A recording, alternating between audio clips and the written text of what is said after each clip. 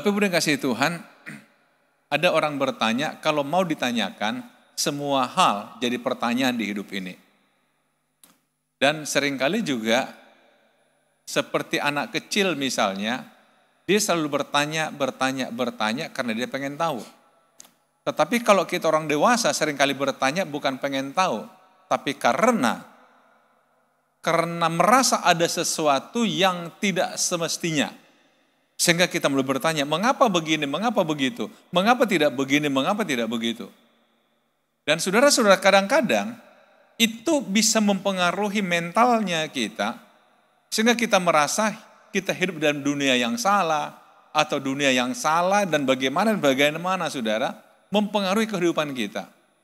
Dalam Alkitab juga sebenarnya ada satu kisah yang mau kita belajar, justru terjadi pada seorang nabi. Jadi hari ini saudara, perkenankan saya ajak kita untuk belajar satu tema Alkitab, bahwa orang benar hidup oleh percayanya. Artinya begini saudara, janganlah kita terfokus pada yang terlihat atau yang kelihatan.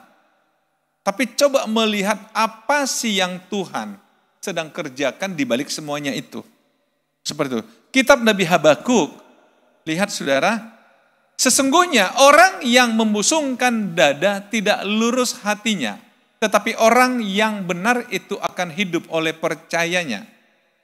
Perhatikan, sesungguhnya orang yang membusungkan dada tidak lurus hatinya, tetapi orang yang benar itu akan hidup oleh percayanya. Saudara-saudara, ini sebetulnya adalah jawaban Tuhan terhadap pertanyaan-pertanyaan seorang nabi yang bernama Habakuk. Yang dia sepertinya protes pada apa yang terjadi. Dia sepertinya mulai bertanya pada Tuhan, mengapa? Nanti kita akan lihat saudara. Tetapi Tuhan jawab begini, orang yang memusungkan dada tidak lurus hatinya begini. Yang kamu lihat kalau ada orang sombong, itu berarti hatinya nggak lurus. Tetapi kalau kamu orang benar, percaya ajalah. Artinya saudara, bukan percaya terhadap apa yang terlihat, tapi percaya ajalah kepadaku. Percaya kepada Tuhan. Bahwa di balik segalanya ada Tuhan kok. Ada Tuhan. Nah, apa yang terjadi saudara? Coba kita lihat di dalam Habakuk pasal 1 ayat 2-4. Berapa lama lagi Tuhan aku berteriak, tetapi tidak kau dengar. Aku berseru kepadamu penindasan, tetapi tidak kau tolong. Perhatikan saudara, berapa lama lagi Tuhan aku berteriak, tetapi tidak kau dengar. Aku berseru kepadamu penindasan, tetapi tidak kau tolong. Saudara, yang terjadi di zaman Habakuk adalah umat Israel itu saling menindas.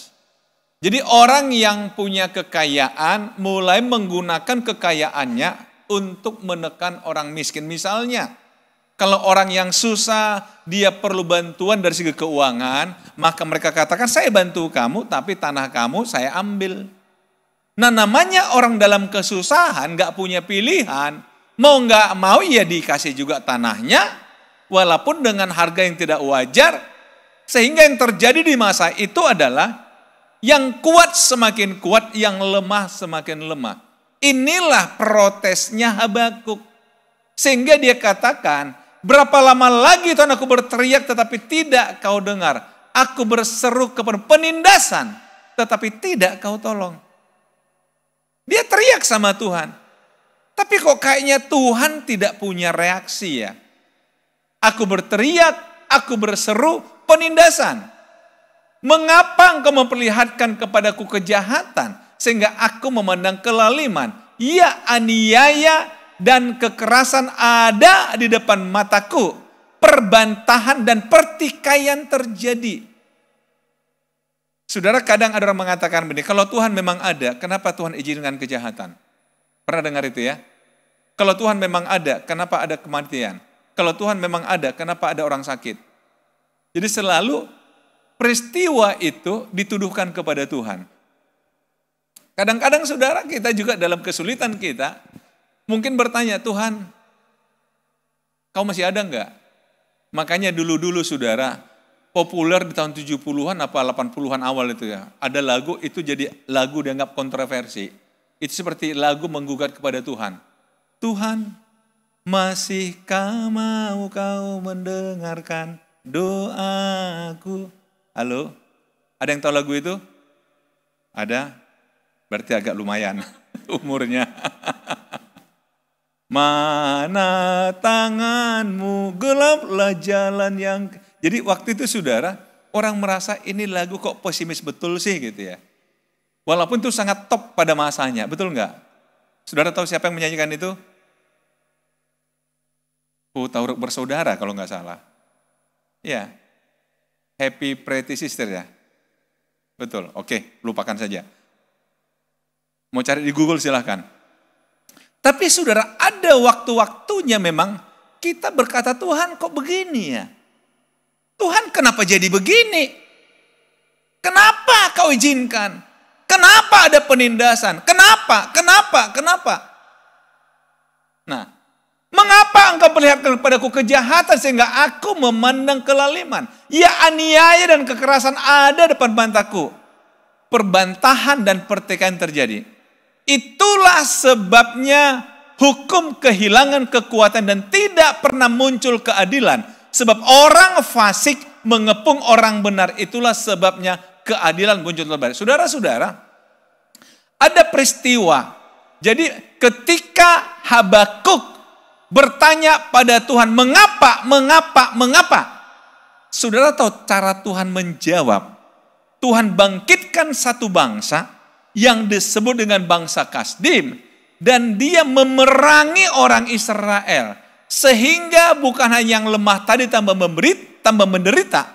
Tetapi yang kuat pun jadi ikut menderita. Nah, ini tambah bingung lagi Nabi Habakuk. Dia katakan apa?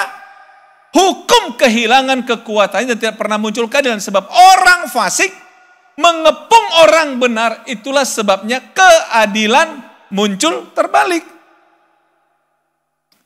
Sering kita berpikir begini saudara, orang benar, orang dikasihi Tuhan, takut akan Tuhan, pasti lebih daripada yang lain. Kan seperti itu. Saya ingat saudara waktu anak-anak saya masih TK dan SD gitu, kami tinggal di Padang Bulan jadi suka lewat daerah Polonia kalau mau ngantar ke sekolah. Nah, kita selalu lewat kan Taman Malibu. Taman Malibu kan rumah bagus-bagus di sana ya, apalagi zaman dulu kan termasuk Malibu itu termasuk waduh, hebat ya. Terus anak saya yang kecil Dio bilang gini, Mah, kapan kita punya rumah yang bagus gini ya? Gitu. Biasalah anak kecil kan. Terus mamanya bilang begini, makanya deh, kamu harus rajin berdoa, rajin ke gereja. Langsung dia jawab, kayaknya orang itu nggak ke gereja deh Mah. Kok rumahnya bisa bagus? Nah saudara-saudara, ini anak polos. Saya bilang, makanya jangan ngukur Tuhan dengan fisik, materi. Nah, gini kenanya saya bilang. Tapi kadang-kadang kita juga bertanya, kenapa orang yang tidak takut Tuhan lebih sukses? Kadang-kadang kita bertanya, kenapa ada orang gak takut Tuhan, malah diizinkan Tuhan menekan orang benar? Atau bahasa orang Medan begini, memang Tuhan gak betul kalinya aku, tapi dia lebih gak betul lagi Tuhan. Tapi kok dia pula lebih unggul dari aku? Halo, ada yang pernah bilang begitu? Karena kalau kita bilang, aku orang benar kan gak percaya diri kita. Akhirnya bahasa kita memang gak betul kalinya aku Tuhan. Tapi dibanding dia masih lebih betul aku Tuhan. Jadi saudara-saudara, kadang-kadang kita bertanya, kayaknya keadilan muncul terbalik.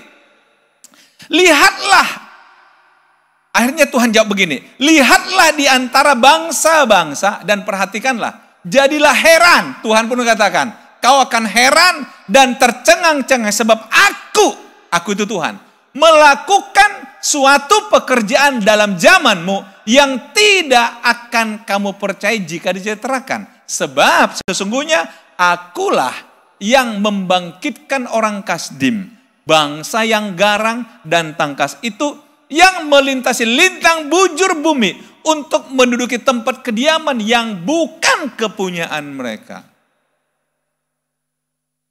Saudara bisa bayangkan, Tuhan katakan aku yang bangkitkan mereka. Jadi kadang saudara, kalau kita pahami, kalau sampai Tuhan bangkitkan orang tidak benar, menghukum orang benar, ini sudah kebangetan. Bukan Tuhan yang kebangetan, kitanya yang kebangetan. Sampai Tuhan izinkan orang kafir menyentuh kita. Orang kafir berbuat sesuatu yang tidak semestinya pada kita. Tuhan kan, aku yang bangkitkan mereka. Memang cara Tuhan itu kadang-kadang susah untuk dimengerti. Cara tentu susah untuk dipahami, saudara. Tetapi kadang Tuhan menghukum umatnya memang di zaman perjanjian lama itu cukup keras. Tuhan izinkan mereka menderita. Nah, bahkan dikatakan di sini, saudara, dikatakan oleh Habakuk kembali berdebat sama Tuhan lah. Bukankah engkau ya Tuhan dari dahulu Allahku yang maha kudus? Tidak akan mati kami ya Tuhan. Telah kau tetapkan dia untuk menghukum. Menghukumkan? Ya gunung batu. Telah kau tentukan dia untuk menyiksa. Dia bertanya. Bahkan dia katakan matamu terlalu suci untuk melihat kejahatan. Dan engkau tidak dapat memandang kelainan. Jadi mulai mengatakan Tuhan bukan engkau suci. Yang tidak mungkin mau melihat kejahatan. Yang tidak mungkin mau memandang kelaliman. Mengapa engkau memandang orang-orang yang berbuat khianat itu dan engkau berdiam diri apabila orang fasik menelan orang yang lebih benar dari dia? Mari saudara, saya coba memahami ini saudara, memang sangat jujur Habakuk dengan perasaannya. Dan dia arahkan pada Tuhan.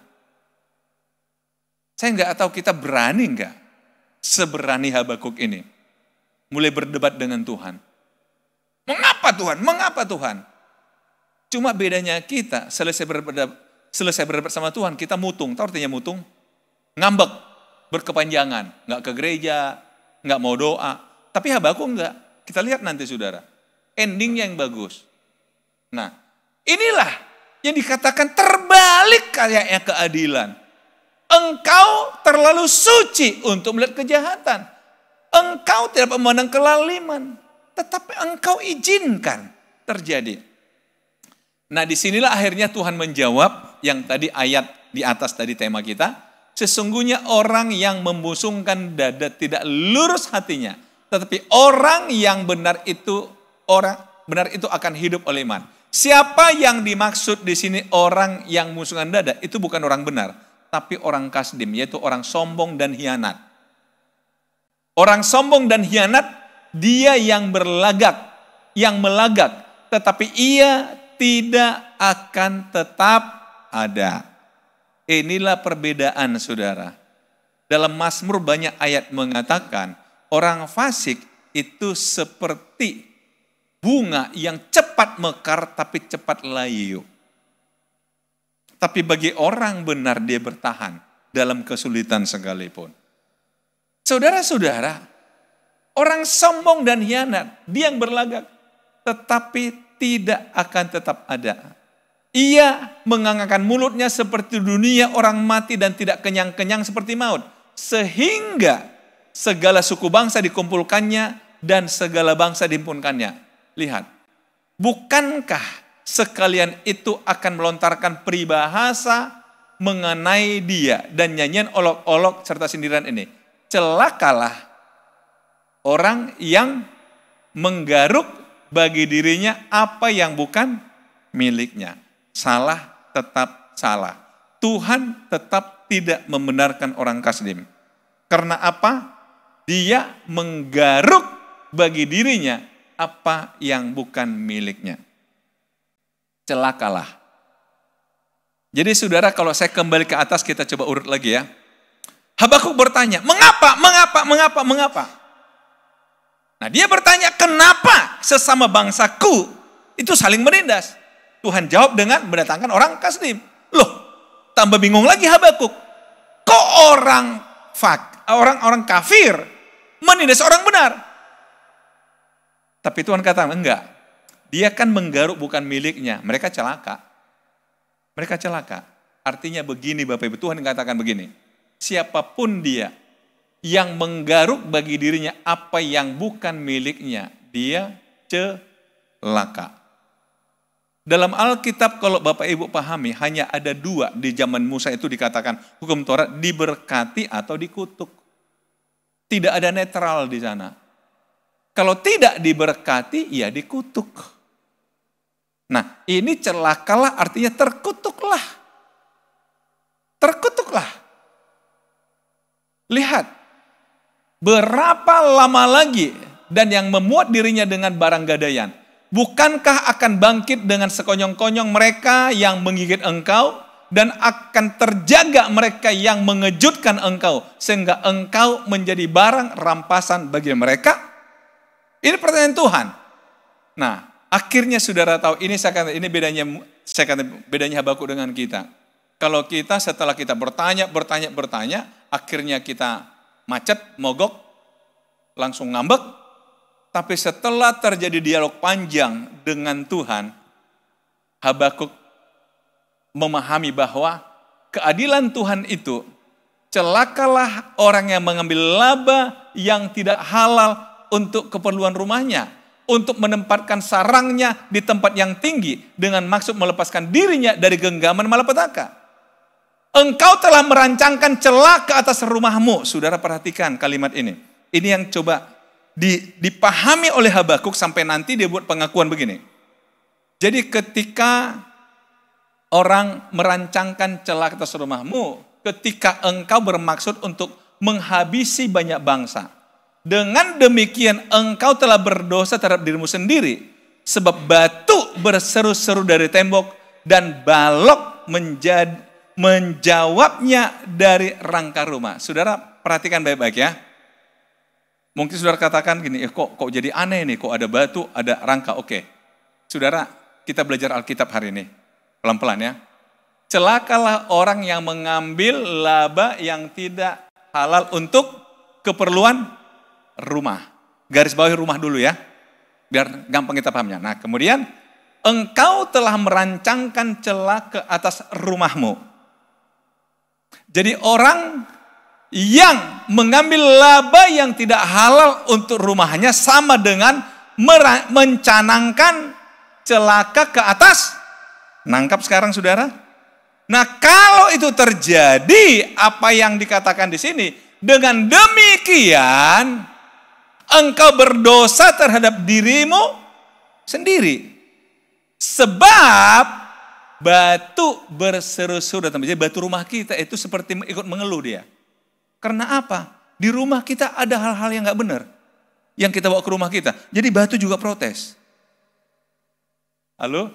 Dan balok menjawabnya dari rangka rumah. Balok atap. Jadi tembok sama atap jadi lawan kita saudara. Bisa dipahami saudara? Akhirnya apa? Udah pasti di rumah itu tidak ada ketenangan. Kalau kita, apa tadi? Mengambil laba yang tidak halal. Oke ya. Ini kok agak tajam ini. Nah, kemudian dikatakan apa? Celakalah orang yang mendirikan kota di atas darah dan meletakkan dasar benteng di atas ketidakadilan. Celakalah orang yang memberi minum sesamanya manusia bercampur amarah, bahkan memabukkan dia untuk memandang auratnya. Celakalah orang berkata kepada sepotong kayu, terjagalah, dan kepada sebuah batu bisu, bangunlah. Apa artinya ini saudara? Sepotong kayu berkata kepada sepotong kayu, inilah orang-orang Kasdim dulu membuat kayu, mengukirnya dan menjadikan Tuhan dan berseru kepadanya. Masak juga kepada batu bisu, kemudian membuat batu. Walaupun dikatakan bersalutkan emas dan perak, tapi roh tidak ada di situ. Nangkap saudara? Inilah orang-orang yang mencoba membuat Allah bagi dirinya, dilapisi emas dan berseru kepadanya, tapi nggak ada rohnya. Nah ini saudara yang terjadi. Nah setelah itu saudara, barulah Habakuk akhirnya buat sebuah pernyataan begini. Ini bagus sekali. Ini dari sini udah dibuat lagu juga ya. Sekalipun pohon ara tidak berbunga, pohon anggur tidak berbuah, hasil pohon zaitun mengecewakan, sekalipun ladang-ladang tidak menghasilkan bahan makanan, tidak punya bahan makanan, kambing domba terhalau dari kurungan, dan tidak ada lembu sapi dalam kandang. Namun, aku akan bersorak-sorak dalam Tuhan, beria-ria di dalam Allah yang menyelamatkan aku. Lihat, sekalipun namun. Sekalipun namun. Berbeda dengan mengapa. Akhirnya Habakuk paham, oh ternyata apa yang terlihat itu memang di luar pengetahuan kita kok. Sehingga akhirnya dia katakan, sekalipun pohon ara tidak berbunga, pohon anggur tidak berbuah. Saudara tahu di zaman dulu kan orang bertani semua. Bahkan hasil pohon zaitun mengecewakan. Artinya apa? Sekalipun bisnisku bukan tidak seperti yang kuharapkan. Kira-kira begitu Bapak Ibu. Halo? Sekalipun keuntunganku tidak seperti yang kuharapkan. Sekalipun karirku belum seperti yang kuharapkan. Sekalipun keluargaku belum seperti yang kuharapkan. Itulah artinya percaya pada Tuhan. Tetapi, namun aku akan bersorak-sorak dalam Tuhan. Amin saudara. Jadi kalau kita kembali, orang benar hidup oleh percayanya. Rasul Paulus mengatakan dalam 2 Korintus pasal 5 yang ke-7 saudara, sebab kami ini hidup karena percaya, bukan karena melihat. Saudara-saudara, hari-hari ini kan kita agak kebingungan untuk membedakan benar salah kalau patokan kita adalah media sosial, betul nggak?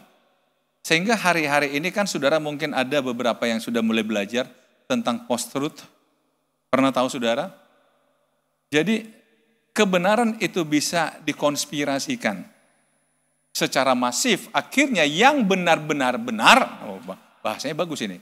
Yang benar-benar benar bisa dikalahkan oleh yang kebohongan yang benar. Itu saya belajar itu. Karena itu saudara, dalam situasi seperti itu, kalau seperti dalam beberapa pakar mengatakan, ya konfirmasi. Kunci konfirmasi. Nah sama yang saya katakan begini, kalau saudara melihat sesuatu yang seperti nggak berpihak pada saudara, yang merasa nggak benar, konfirmasi. Sama siapa? Ya sama Tuhan. Mengapa Tuhan? Mengapa Tuhan? Mengapa Tuhan? Sampai akhirnya Tuhan memberikan jawaban secara pribadi kepada saudara.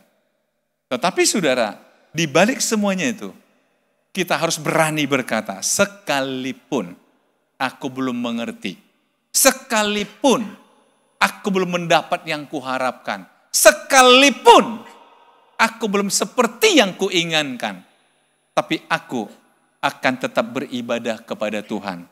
Aku akan tetap bersorak kepada Tuhan. Amin Bapak Ibu. Itulah yang akhirnya dilakukan oleh Nabi Habakuk.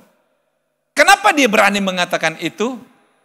Coba kita baca kalimat terakhir di bawah ini ya. Saya berharap semua kita bisa lihat. 1, 2 ya. Allah Tuhanku itu kekuatanku. Ia membuat kakiku seperti kaki rusa. Ia membiarkan aku terjejak di bukit-bukitku. Saudara-saudara, kenapa dalam Mazmur selalu diambil binatang rusa itu sebagai contoh? Kakiku berjejak seperti kaki rusa. Di daerah Palestina kan banyak batu-batuan. Batu. Kadang-kadang malah karena ada lumut apa semua batu itu bisa licin. Tetapi rusa itu bisa lompat dari batu yang satu ke batu lain nggak jatuh. Kenapa? Dia punya cengkraman yang baik. Makanya di sini Habakuk mengatakan apa? Karena Tuhan kekuatanku, aku nggak akan jatuh. Karena aku memiliki kaki seperti kaki rusa. Artinya begini Bapak Ibu, mari kita mengimani.